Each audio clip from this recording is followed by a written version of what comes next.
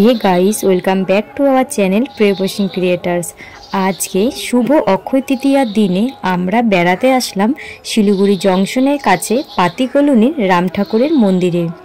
এই দিনে রাম ঠাকুরের মন্দিরে কেমন অনুষ্ঠান হয় সবটাই আমরা এই ব্লগের মাধ্যমে তুলে ধরব। তো তোমরা দেখতে থাকো আর আমাদের চ্যানেলের পাশে থেকো।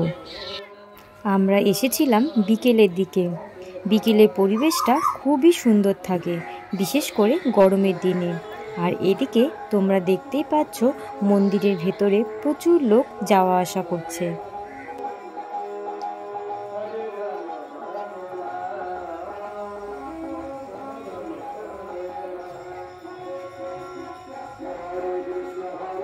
চলো এবার আস্তে আস্তে মন্দিরের ভিতরে প্রবেশ করা যাক আর দেখে নেওয়া যাক কেমন আয়োজন করা হয়েছে। তো তোমরা দেখতেই পাচ্ছ চারপাশটা খুব সুন্দরভাবে ডেকোরেশন করেছে। এই পাশে দেখতে পাচ্ছ একটি ফাঁকা জায়গাতে প্রসাদের জন্য অনেক লোক ভিড় করে আছে। তো যাই হোক, এবার আমরা আস্তে আস্তে মন্দিরের দিকে এগিয়ে যাচ্ছি। প্রতি বছর এই মন্দিরে অক্ষয় তৃতীয়ার দিনে এত সুন্দর করে আয়োজন করা হয়।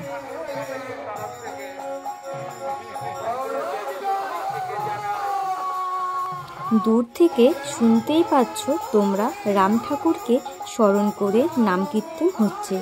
চলো একবার ঠাকুরকে দর্শন করে ঠাকুরের নাম শোনা যাক।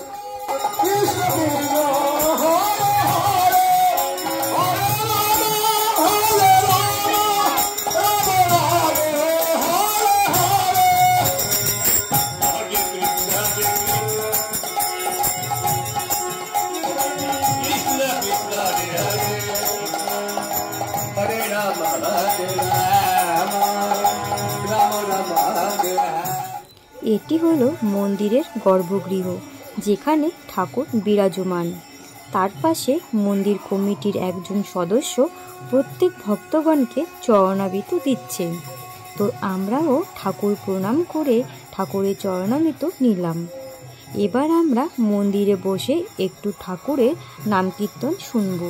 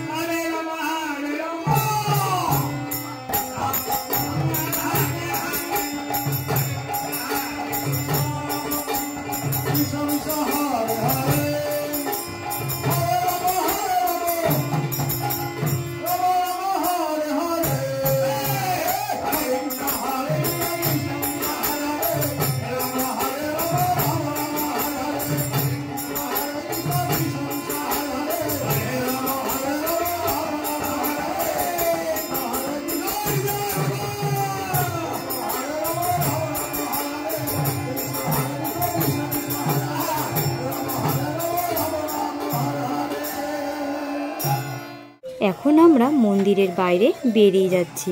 আর পিছনে যে ঘরটি দেখতে পাচ্ছেন এটি হলো মন্দিরের ভোগের ঘর, যেখানে মন্দিরের ভোগের আয়োজন করা হয়। তোমরা দেখতেই পেলে মন্দিরের ভেতরে কেমন নাম কীর্তন হচ্ছিল। আমাদের তো খুবই ভালো লাগলো। তোমাদের কেমন লাগলো অবশ্যই কিন্তু কমেন্ট বক্সে জানাবে। এবার আমরা মন্দিরের ভেতরে যেই ফাঁকা জায়গাটির কথা বলেছিলাম সেখানে প্রসাদ গ্রহণ করার জন্য এগিয়ে যাচ্ছি। আমাদের মতো প্রসাদ নেওয়ার জন্য প্রচুর লোকজন সকাল থেকে এখানে ভিড় করে আছে। একপাশে দেখতেই পাচ্ছেন বেশ কিছু লোকজন সুন্দর করে সারিবদ্ধভাবে বসে প্রসাদ গ্রহণ করছে।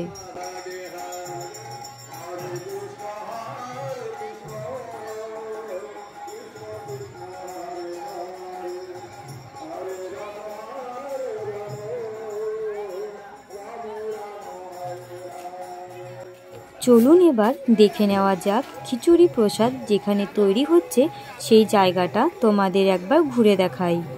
এখানে দেখুন বালতিকে বালতি প্রসাদ নিয়ে যাওয়া হচ্ছে।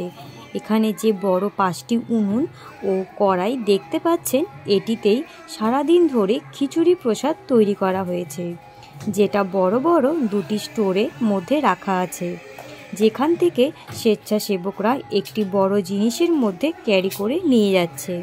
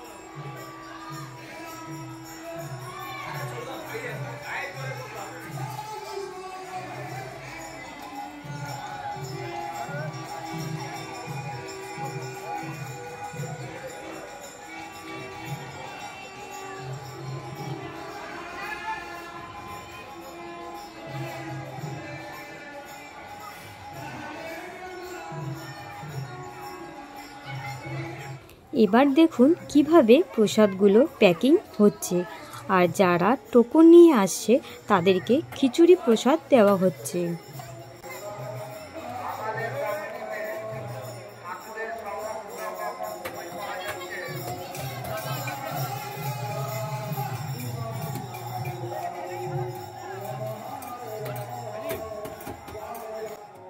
সবশেষে আমরা প্রসাদ গ্রহণ করার জন্য আর সকলের মতন সারিবদ্ধ লাইনে বসে পড়লাম, যেখানে দেখতেই পাচ্ছেন প্রসাদ দেওয়া শুরু হয়ে গেছে। এবার আমরা সেই প্রসাদ গ্রহণ করব।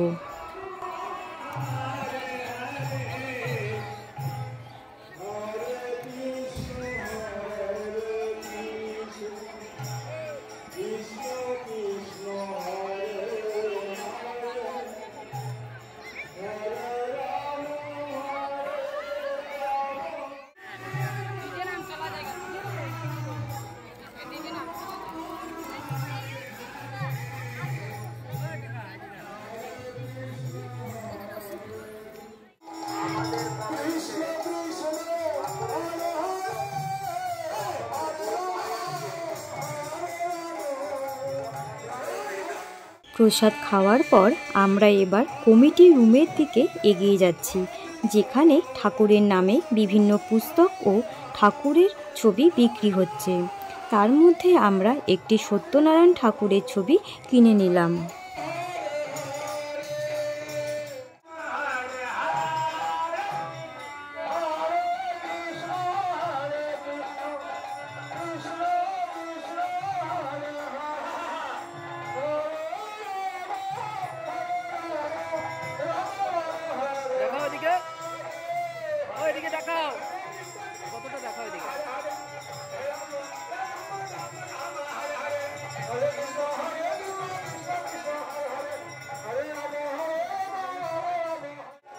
আর এই কাউন্টার থেকে প্রসাদের জন্য টোকন দেওয়া হচ্ছিল।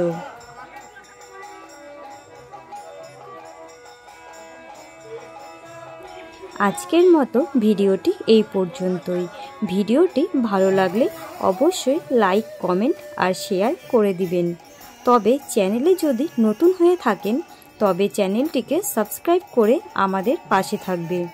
এছাড়া একই নামে আমাদের একটি ফেসবুক পেজ আছে, সেটিকেও ফলো করতে ভুলবেন না। তো দেখা হবে নেক্সট ভিডিওতে। জয় রাম।